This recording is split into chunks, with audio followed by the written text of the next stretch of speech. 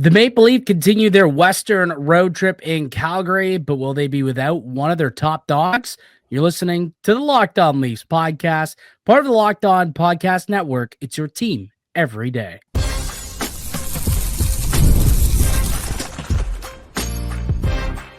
You're Locked On Maple Leafs, your daily podcast on the Toronto Maple Leafs, part of the Locked On Podcast Network. Your team every day.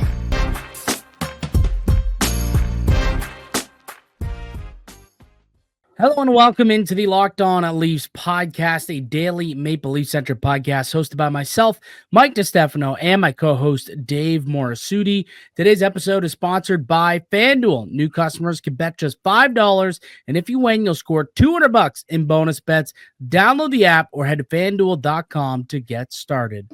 What's happening, Dave? How we feeling on a Tuesday? Feeling pretty good. Trying to treat myself to a little bit of staying up late. So I'm ready for these West Coast start times. Yeah, it's going to be a bit of a late one. It's funny because I was actually supposed to fill in for Koliakovo on the morning show, and then his vacation got canceled, so I don't have to anymore. But I was dreading that 9 o'clock start and that 10 o'clock start later in the week. I'm just like, I got to get up at 4:30 in the morning to drive out to Agincourt. And I'm supposed to watch this game, this Flames game tonight. It's not going to be over till midnight. Like, what would be the point of going to bed? But we're all good, able to watch the game and get a decent sleep. And yeah, it should be a goodie. I mean, the Leafs are coming off a strong victory against the Edmonton Oilers. They got away from home where they've really been struggling, and now it seems like a little bit of a monkey off the back victory against Edmonton, and hopefully they can continue that success tonight into Calgary. But based on what we saw happen at practice, Dave, they might have to do it without Mitch Marner. Yeah, that kind of came out of nowhere. Didn't it? Like, maybe at the end of the game something happened. Like, I couldn't see where Marner would have had any issue. Now, we know that these guys tend to have things pop up and they play through it, and they try to just go with the flow, and then eventually just like, okay, it's not worth it anymore, especially with 3 games left before the break. You don't want Marner, 3 games until he's supposed to play in 4 nations, I was about to say, until he gets a break. He ain't getting a break. It's going to, if you're, it'll be interesting because I'm sure Mitch would like to play in this, so he probably be like, okay, like if I have to take a few maintenance days, maybe take a game off, I'll do that. But interesting. I hope that is not the case, Dave. I hope that's not the case whatsoever. If we're taking regular season games off and taking maintenance days to gear up, not for the playoffs, but for 4 nations, I would have a problem with that if that's the case. And you're not suggesting that is what's happening. No. There very well could be some sort of issue that popped up either at practice yesterday or, maybe he woke up feeling funny, something. I don't know. We don't know the situation. We were told maintenance day, and we'll see how he feels on game day. So he'll have an opportunity to play still. But based on what we saw with the practice lines, it feels like they're preparing to play without Mitch Marner. But maintenance day is what it's being called right now, but usually you don't use that term if the player is going to miss the next game due to injury. That's just flat out. He needs a couple days. There's something he's dealing with. He needs a couple of days. So I don't know. Sometimes these terms are just fluff terms that get thrown around. We'll end up seeing what ends up happening with Mitch Marner. But yeah, based on the practice lines today, it feels more like an injury that they maybe just want to be a little extra cautious about and might hold him out tonight against the Flames. So in his place, typically you would have just a random placeholder if he was a maintenance day and he's expected to play in this game. But no, they shuffled the lines around a little bit, and Max Domi was up on the top line. Unless they plan on healthy scratching Max Domi, it feels like the Leafs are getting set for him to be Austin Matthews' right side winger. Yeah, and that's when we look at potential lineups without Mitch Marner, it just seems like the most natural replacement, right? Domi's the other playmaker who doesn't want to shoot. So he fits perfectly on that line. And I think it's also a good opportunity to get Max Domi going a bit here. I didn't think he played bad against Edmonton. Getting back into playing in the middle again on the third line there, but I think we know that he was at his best last year when he got to play at the Austin Matthews, so it might be a good opportunity for him to kind of get his game going a little bit here. Well, and it's time. It really is time for Max Domi to get going. Like we kind of talked about it a little bit in the last episode, just saying how Domi, I mean, the Maple Leafs just simply can't have him being as, lackluster as he's been this year. Like, you'll take a look, he's got 19 points so far on the season. He's still sitting on 3 goals. He's got 44 games played. Like, it's just, he hasn't scored a goal. When was the last time this guy scored a goal? He scored a goal in 3 straight games right before Christmas. Scored a goal against Buffalo, and then in Dallas against Buffalo again. 3 consecutive games. Outside of that little window of 5 days, he's got 0 goals on the year and has not scored since December 20th. We're now into February. So the offense has to start coming, and I get it. He's not much of a goal scorer, but he also, since December 20th is not necessarily putting up a bunch of offense either. He's got 1, 2, 3, 4, 5, 6, 7, 8 assists, 8 assists in nearly 20 games. You need to be doing a little bit more than that if you're going to be making close to $4 million. And, he's playing 11, 12, 13 minutes a game. The other night, he was up to 16 minutes, 19 minutes in Minnesota, but then back down to just 10 minutes against Edmonton. I'd imagine his minutes will go back up here again tonight, playing on the top line against the Calgary Flames. But that's one player that, if Mitch Marner is going to miss some time, he's got to step up, and he's got to be that playmaker with Austin Matthews to make sure that that line still finds a way to produce offense. So it's a big ask, but something that Max Domi's done in the past, and he's someone on the Maple Leafs side that I'm really circling tonight to see if he can get going if Mitch Marner does in fact miss this game. So Mitch Marner most likely going to miss, but the Leafs could be getting Anthony Stolarz back in this one, Dave. What odds do you put it that Stoley, the goalie, gets the start over Wall in this one? Considering Craig Berube has been kind of mysterious with his goaltending decision, it kind of leads me to think that this would be the game he comes back. Like, it's either against Calgary or it's against Seattle. It's one of these 2 games. Yeah, in my opinion. What one do you think makes the most sense? I really, Seattle's the easier opponent on paper. So you could just do that one, and then Joseph Wolf's coming off a really good game against Edmonton, but he's also played a lot. So you got to take that into consideration. But I think I'd probably go Wool against Calgary, put Stolarz against Seattle, and then Wool finish it up in Vancouver. Which could make some sense. For a minute, I was going to say, why not get Stolarz 2 of the final 3 games? But I guess with a 2-week break coming up, I mean, you could just play the hot goaltender in Joseph Woll and get him 2 of the next 3 starts. And then he's got 2 weeks off, right? Like, he's not on Team USA. He's not going to be playing hockey over the next couple of weeks. So there's a chance for him to rest up his body. But, the good thing is the Leafs are in a spot where, honestly, Dave, it doesn't really matter which one of these 2 they put between the pipes. Both have been fairly solid. Stolarz was the better player when he was healthy. I don't think that I'm saying anything wrong by saying that, but obviously you look at the game that Wool just had. Perhaps, you might want to roll with the hot hand, give him one more game here, finish up the Alberta sweep perhaps. And then when they get over to Seattle, maybe that's when you see Stolarz get the game on, where they play on Thursday, I believe, before finishing up the schedule on Saturday in Vancouver, give Wool kind of that hockey night in Canada start in Vancouver on Saturday night.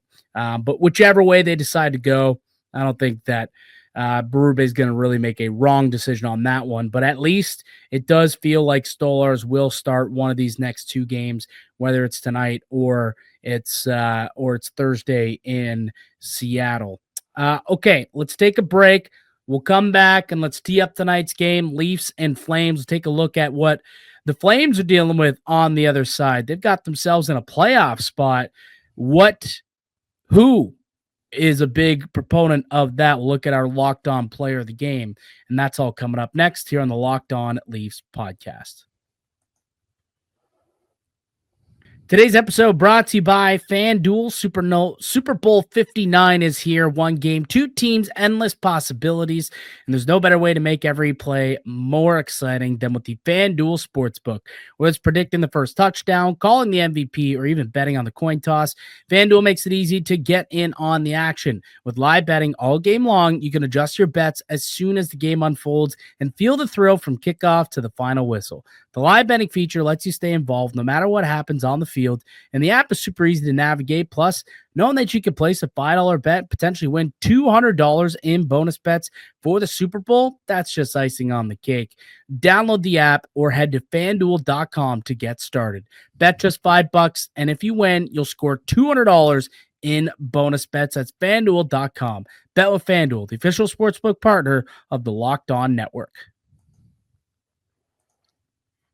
The Locked On at Leafs podcast continues. Mike DiStefano, Dave Morassutti with you on a game day with the Toronto Maple Leafs, heading out to Calgary, looking to sweep Alberta after beating the Edmonton Oilers over the weekend. Toronto's played Calgary pretty well over the course of the last few years here. They've won 8 of the last 10 meetings. They've won 4 in a row against the Calgary Flames. And this will be the first meeting of the season between the two teams. They last played last January, where Toronto picked up the victory.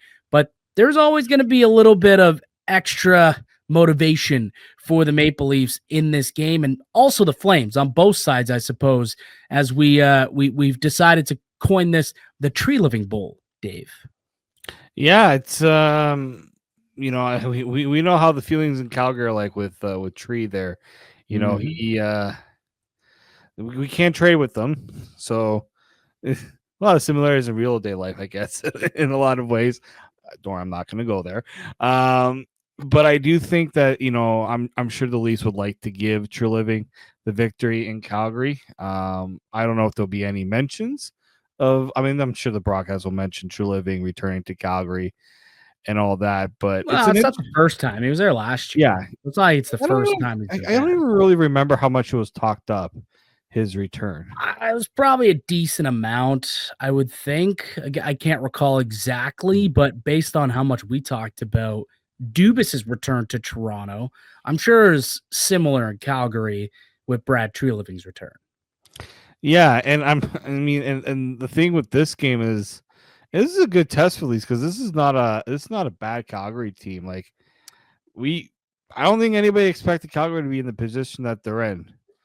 Yeah, they're in a playoff spot as we speak, sitting with one of the final wild card spots in the Western Conference. I mean, if you want to bring up the game preview, the side-by-side statistical breakdown between these two teams, you'll see at the Calgary Flames, pretty good squad. I mean, this is a team that has won a lot of games this year. And to your point, not a lot of people expected it. There wasn't a lot of anticipation of the Calgary Flames being a good team. And a lot of it is because they've defended well, and they have not allowed a lot behind the net to get behind the goaltender. But you look, they've had a decent power play, 22%. The penalty kill has not been great, so maybe Toronto can continue to win at the penalty kill. But realistically, their bread and butter has been defending. And the fact that they've been able to keep pucks out of the net, and Dustin Wolf has been a monster for them. And it's led to a 26-19-7 record. And if you look at the 5-on-5 numbers, like special teams have kind of been a big downfall for the Flames, but their 5-on-5 numbers, I mean, they're a decent team. And it's a big reason why they've won a lot of games. They've got better underlying metrics at 5-on-5 than the Toronto Maple Leafs do, despite having 5 less wins on the season. So it's definitely going to be a fight tonight. And the Flames, there's still a lot of fingerprints of Brad Treliving on that Flames team. So it's still a big team. They've got a lot of mutants out there, obviously, like a Blake Coleman, Nazem Kadri, obviously. This is going to be a difficult team and a difficult game for Toronto tonight, especially going into the Saddle Dome, into their own barn. Yeah, Toronto's usually done pretty good against Calgary, especially in Calgary. My favorite moment will always be the Jake Muzzin throwing the glove at Matthew Tkachuk at the end of the game. Yeah. And Tkachuk just losing his marbles on it. And then he left, and he couldn't handle it, and he left and went to Florida. Yeah, I just couldn't handle the red hot market in Calgary. Decided to go to Florida. It worked out pretty good for him, but yeah, like these are fun games too. I think you're gonna expect. I mean, I think the rest of the trip, you're gonna expect a good contingent of Leaf fans in attendance for this one too. Yeah. But yeah, I think like this is a very different. I mean, look, this is also a team that just made a pretty significant trade, right? With the Flyers, we had Morgan Frost and Joel Farabee join the team, and Frost scored in his last game. It was last game he scored, and so like I think it's a team that's going to really provide the Leafs a good test because it's not the most talented lineup in my opinion. It's a lineup that it reminds me of a lot of these. Hard. They play hard.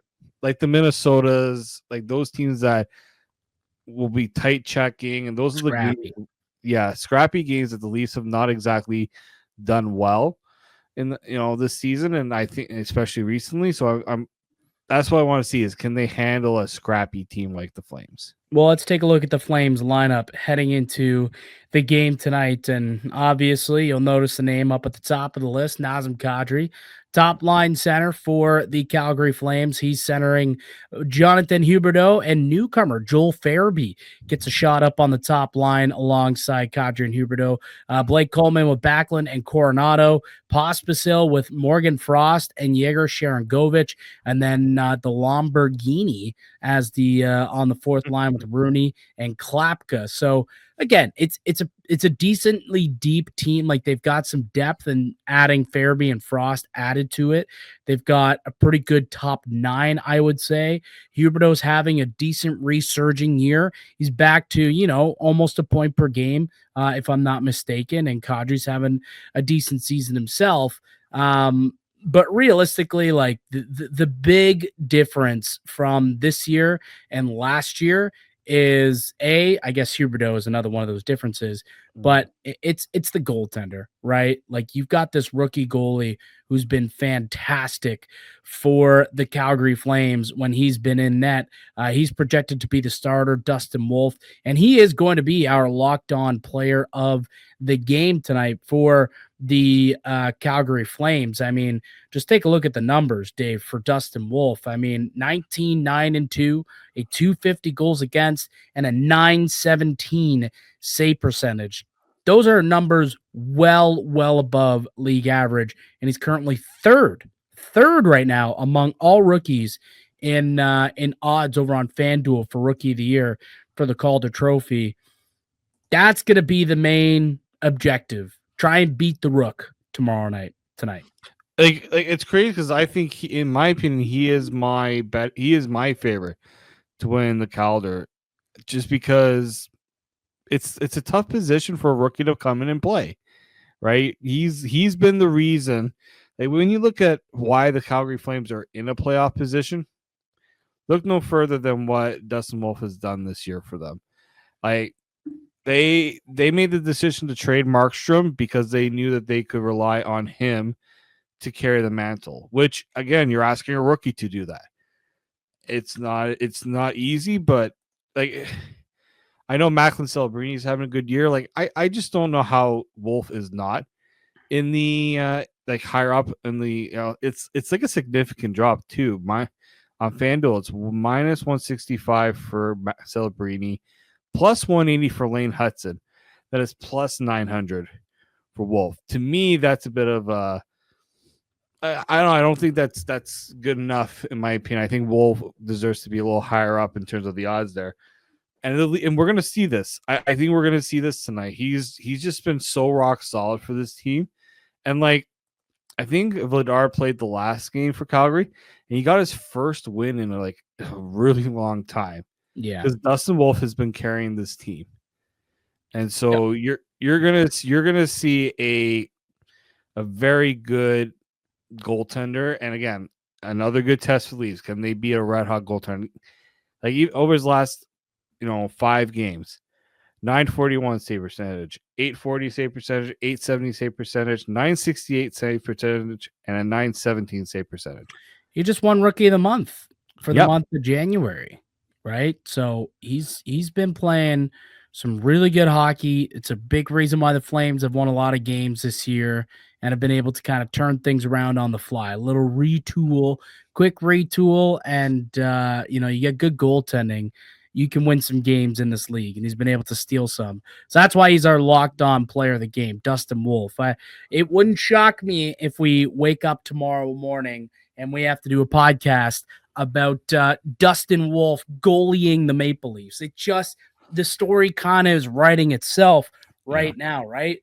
The rookie goaltender, of course, he goes ahead and absolutely dummies the Maple Leafs. Of course, it happens that way. But we'll see, because Toronto's played well against this team, and they're coming off a pretty solid victory against the Edmonton Oilers the other night. Let's hope they can parlay it into a game here against Calgary. A good start will go a long way too, right? Just like it did in Edmonton. You start on time and then you go from there. And this is not going to be a 7 o'clock Eastern start. It'll be a 7 o'clock local start, which is going to be about 9 o'clock Eastern our time and anyone else in the eastern part of Canada. So keep that in mind for anyone looking to watch the game tonight. Won't be at 7. It'll be a 9 p.m. Eastern start. Leafs and Flames at the Saddle Dome should be a goodie. All right, on the other side, there's some NHL news and notes. A massive suspension was handed out, and I kind of want to get into this conversation about whether or not, and it's not that I want to get political, but this tariff talk seems to be leaking into the NHL. I want to get into that discussion as well. It's coming up next here on the Locked On Leafs podcast.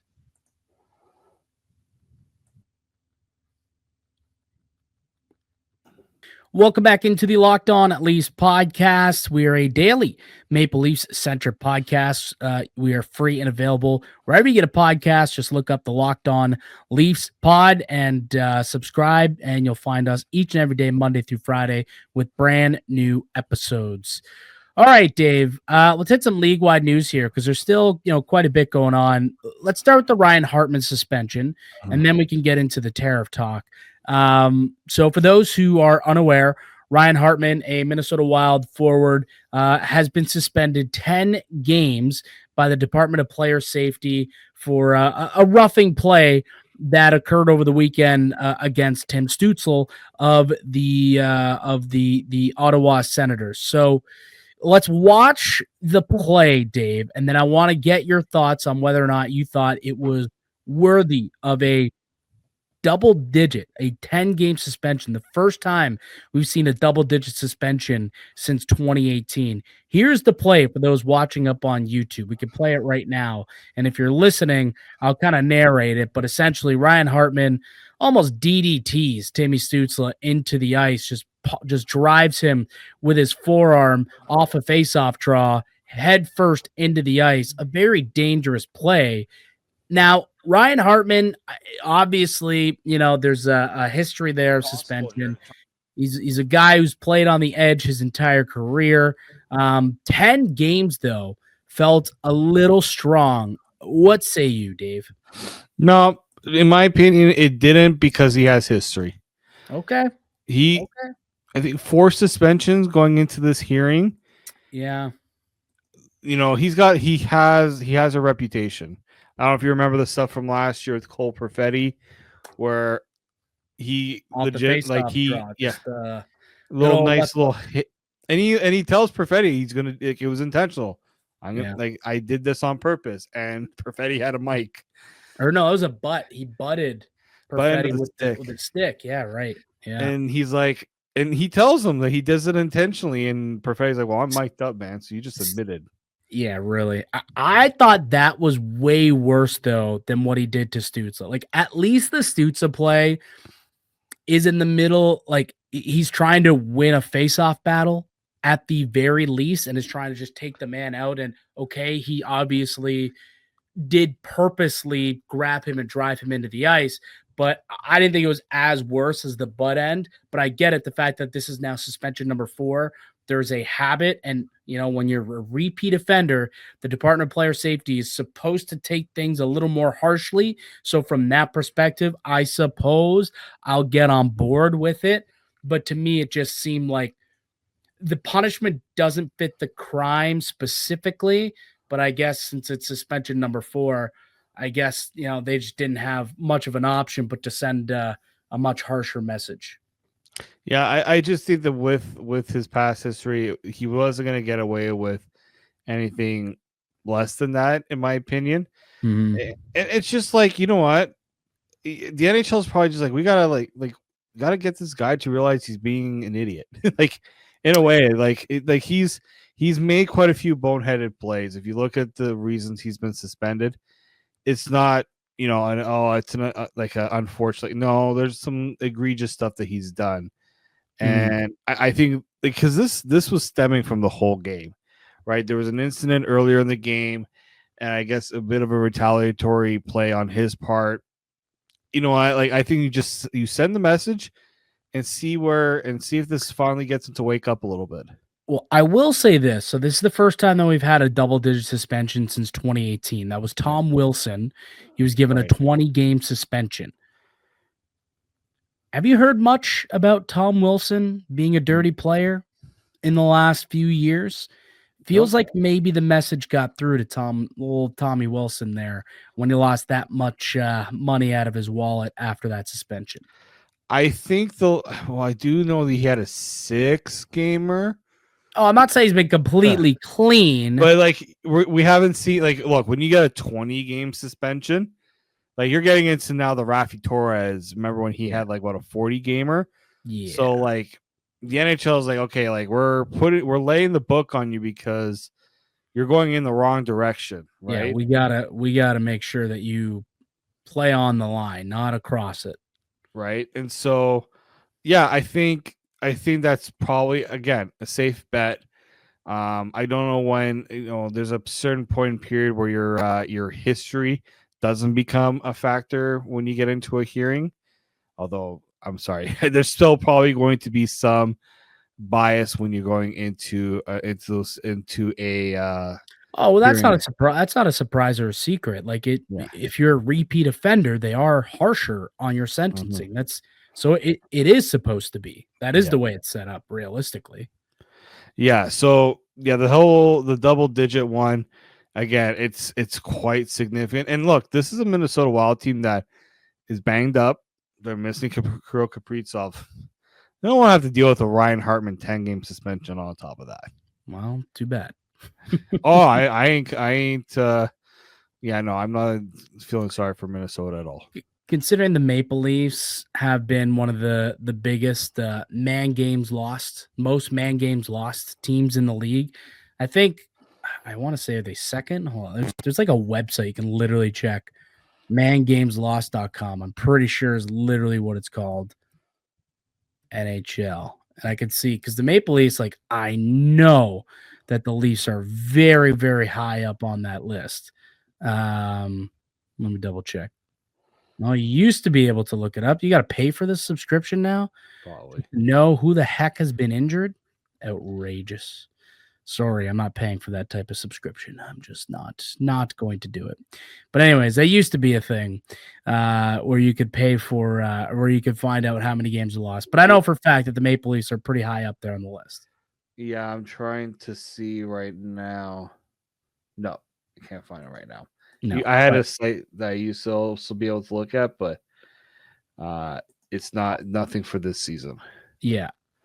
But either way, Leaf fans don't have much sympathy, I guess, for the Ryan Hartman act and what it's going to do to the poor old Minnesota Wild. I don't think Leaf fans care too much. What Leaf fans do care about, though, to transition, and there's no easy transition out of this, transition into this tariffs situation that's ongoing between Canada and the U.S. Now, obviously, there's been a 30-day pause on the potential tariff war between Canada and U.S. and some other countries that could potentially be involved here. Dave, from the situation, because I'm sure you've read up on it a little bit, you're a very well-read man. Yeah. What do you believe is the impact here with, this potential tariff war and what it could mean for hockey and what it could mean for the Canadian markets in Toronto?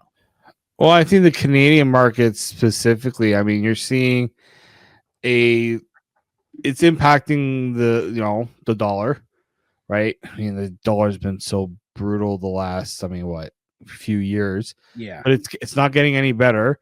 And there's a lot of teams that, like, all the Canadian teams do business in Canadian dollars, but the players get paid in US dollars, right?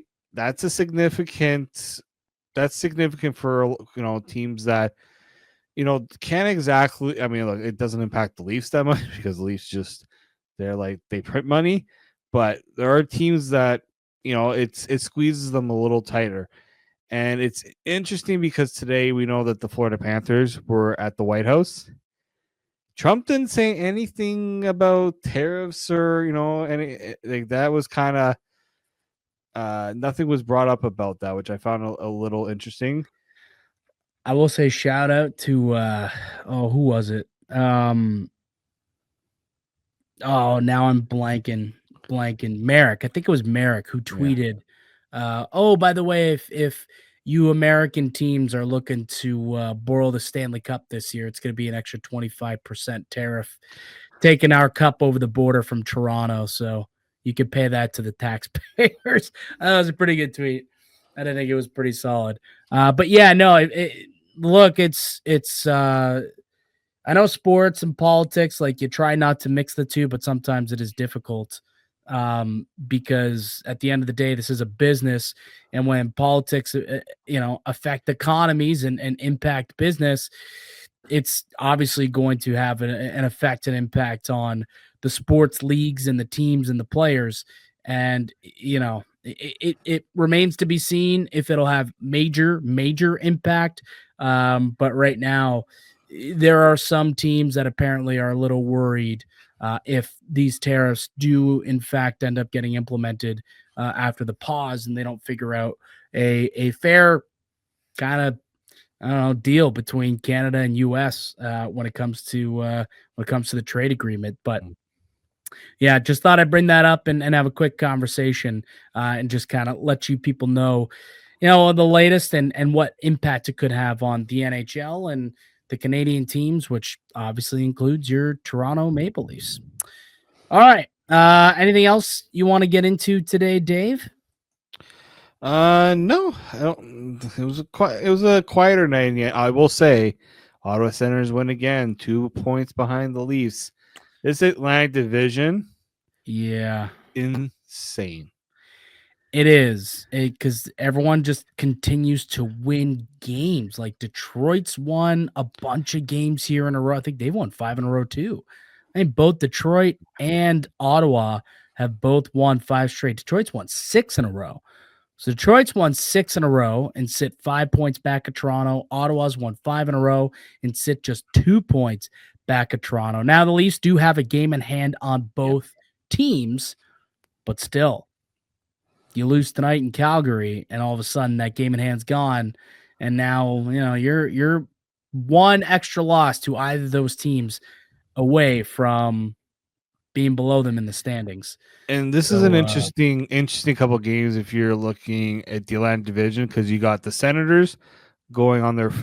This is weird. The Senators play the Lightning twice in Tampa this week and finish in Florida. First off, never seen that before, but that's going to play a big part in these standings. Oh yeah, and yeah, go ahead. Like you especially because Tampa's one of those teams that's right behind Ottawa. I think they have a game in hand too on Ottawa. Like two games in hand, 3 points back though. So if Tampa if I'm John Cooper, I'm telling this team, we win these 2 games against Ottawa. Like that plays significantly in this, Atlanta. Like, I know a lot of Sens fans are like, oh, they're 2 points behind the Leafs. I'm like, well, you also got to be worried about the teams that are right behind you too, right? Because as you said, Detroit, I think they're like 14-4 and something since McClellan's taken over. Montreal's kind of cooled a little bit since their big run. They Obviously, have, yeah. the only team nobody has to worry about is Buffalo. Buffalo's won 3 in a row too. Like I'm just seeing Buffalo's won 3 straight also. So they're starting to win some games. But yeah, I think that's probably the one team that's like it does seem impossible at this point for them to get back into it. Like the Flyers. The Flyers are pretty far out of it. They've started moving off pieces. It seems like Pittsburgh has started moving out some pieces, so they seem like maybe they're kind of deciding that they might end up bowing out, although they've won a couple of games now in a row. Montreal, we'll see if they can continue. The Rangers, they won a bunch of games, but have since lost a few here now to fall back a little bit. So it is starting to maybe dwindle a little bit for some of these teams, or the trades we've seen over the last week have shown us maybe what direction some teams are willing to go in, with Pittsburgh and the Flyers looking to, they dealt away roster players. So maybe that tells you something. But yeah, the Islanders are actually winning some games too and have themselves back in the fight. I think Sorokin was just named number 1 player of the week or player of the month, one of the two. They've won 7 of the last 10 games and sit just 4 points back of a playoff spot with a game in hand on both Columbus and Detroit. So it's going to be a dogfight right to the end of the season, man, for those playoff spots in the Eastern Conference. And Toronto, there's not that big of a buffer after, losing 6 of their last 10 games. They lost that little tiny lead that they had on these teams that are all winning games. Like Toronto's lost 6 of the last 10. Ottawa's won 7 of the last 10. Detroit's won 7 of their last 10. Columbus, 6 of their last 10. The Islanders, 7 of their last 10. Boston's starting to win again, 6 of their last 10 games. So, yeah, it's the Leafs, they got to start winning some games. And tonight will be a nice, healthy 2 points. Nice, healthy 2 points tonight. How about we go for that? For sure. Yeah. All right, buddy. That'll do it for us here today on the podcast. I'd like to thank you all for listening and supporting the show. You can subscribe to the Locked On Leafs podcast on all platforms and receive daily Leafs content. Follow myself on Twitter at Mickey_Canuck. Follow Dave at D_Morassutti, and follow the show as well at Locked On Leafs. We'll be back with another episode for you guys tomorrow to recap tonight's Leafs and Flames game. It's a 9 p.m. puck drop. Keep that in mind. A 9 p.m. puck drop tonight. Until then, keep it locked right here on Locked On Leafs.